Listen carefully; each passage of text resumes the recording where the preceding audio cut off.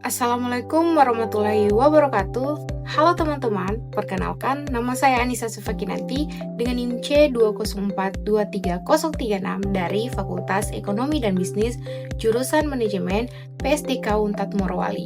Di video kali ini saya akan membahas komunikasi di tempat kerja dari mata kuliah Komunikasi Bisnis yang dibimbing oleh Ibu Risnawati SEMM. Semoga video ini bisa menambah pemahaman dan bermanfaat untuk kita semua. Yuk, langsung saja kita masuk ke pembahasannya. Apa itu komunikasi tempat kerja? Komunikasi di tempat kerja adalah proses bertukar informasi antara rekan kerja, atasan maupun bawahan untuk membangun pemahaman dan kolaborasi. Komunikasi yang baik penting untuk mengurangi konflik, meningkatkan produktivitas, dan membangun hubungan kerja yang sehat. Kenapa sih komunikasi itu penting? Karena komunikasi dapat mengurangi konflik, meningkatkan produktivitas, dan membangun hubungan kerja yang sehat. Jadi, komunikasi yang baik dapat mengurangi konflik karena pesan yang tersampaikan itu jelas. Selain itu, meningkatkan produktivitas karena karyawan tahu apa yang harus dilakukan. Hubungan kerja juga akan menjadi lebih harmonis dan sehat. Jenis komunikasi di tempat kerja yaitu verbal, nonverbal, tertulis, dan digital.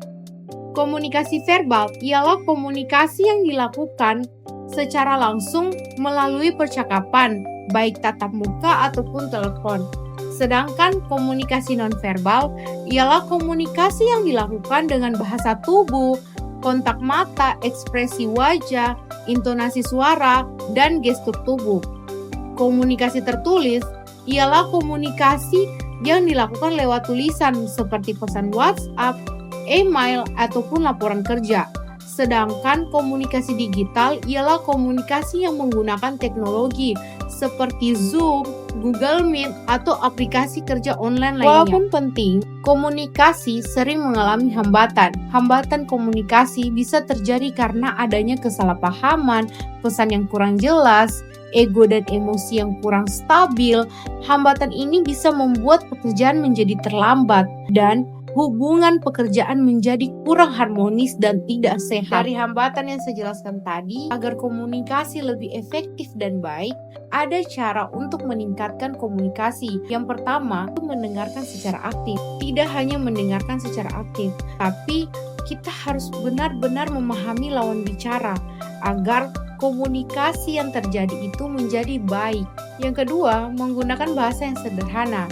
Hindari istilah rumit jika tidak diperlukan agar ketika lawan bicara kita mendengarkan kita, mereka tidak akan merasakan bosan atau mereka akan merasa nyaman ketika berbicara dengan kita. Dan yang ketiga, memberikan feedback, berikan umpan balik agar pesan lebih jelas dan tidak menimbulkan keraguan. Jadi, ketika kita memberikan feedback, seseorang itu akan merasa dihargai. Selain meningkatkan komunikasi, etika juga diperlukan dalam komunikasi. Kita harus menyampaikan pesan secara jelas, sopan dan profesional, serta menjadi pendengar yang aktif agar tidak terjadinya konflik atau kesalahpahaman ketika kita berbicara dengan rekan kerja, atasan, maupun bawahan. Ada beberapa contoh komunikasi yang efektif. Yang pertama adalah diskusi tim yang aktif dan fokus pada solusi. Yang kedua, presentasi yang terstruktur dan mudah dipahami. Dan yang ketiga, rapat yang berjalan efisien dan fokus pada pengambilan keputusan. Itulah beberapa contoh komunikasi yang efektif. Jadi, mari kita lihat contoh studi kasus dari masalah akibat komunikasi yang tidak jelas. Ketika seorang supervisor berkata, "Kerjakan laporan penjualan hari ini ya, tolong segera diselesaikan." Dan karyawan A mengira kalau tugas itu diberikan hanya kepadanya, sedangkan karyawan B mengira kalau itu tugas yang dikerjakan untuk bersama-sama. Akibatnya, laporan tidak selesai tepat waktu karena masing-masing saling menunggu. Dari kasus ini, kita belajar bahwa instruksi kerja harus jelas dan spesifik agar tidak terjadi kesalahpahaman. Dari semua materi yang telah saya jelaskan, saya menarik kesimpulan bahwa komunikasi di tempat kerja sangat penting untuk menjaga kelancaran pekerjaan, menghindari konflik, dan meningkatkan kerjasama.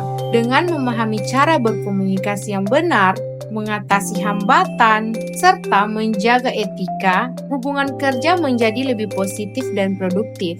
Komunikasi yang jelas dan efektif membantu organisasi untuk mencapai tujuan dengan lebih mudah. Oke, itulah video pembelajaran materi tentang komunikasi di tempat kerja. Lebih dan kurangnya mohon maaf. Terima kasih sudah menonton. Semoga video ini bermanfaat bagi kalian semua. Jangan lupa like, comment, and subscribe, dan tunggu video pembelajaran berikutnya. Sampai jumpa di video berikutnya. Bye-bye!